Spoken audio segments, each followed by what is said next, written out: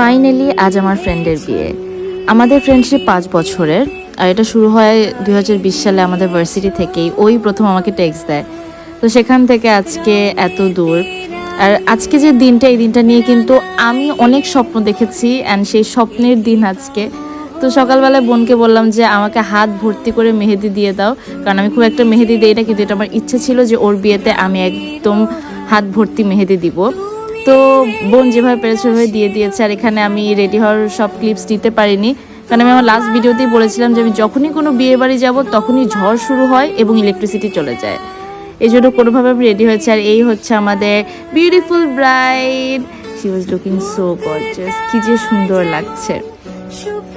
এরপর আস্তে আস্তে হচ্ছে আমাদের ফ্রেন্ডরাও আসা শুরু করে। এখানে আমার বোনরা খেতে বসে, অ্যান্ড খাওয়ার সময় আমার মনে হলো যে আমি অনেক ক্লিপস নিতে পারিনি। বাই দ্য ওয়ে, এখানে আমি একটু পরপর নিজেকে দেখছিলাম, কারণ আজ পর্যন্ত আমি নিজে যতবার সেজেছি আমার কাছে মনে হয়েছে যে আমার এই সাজটাই সব থেকে সেরা।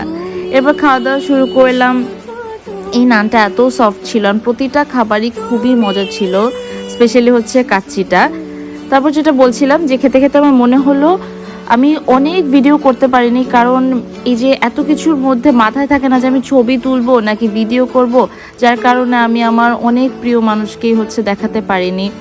কাচ্চির মাংসটা তো খুবই সফট ছিল, আর কাচ্চির ভিতরে আলু ছিল, যেটা আমার মোস্ট ফেভারিট থিং।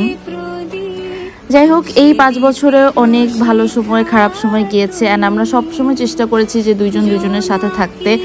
যত কিছু হয়েছে আমরা কখনোই আমাদের হাত ছাড়িনি।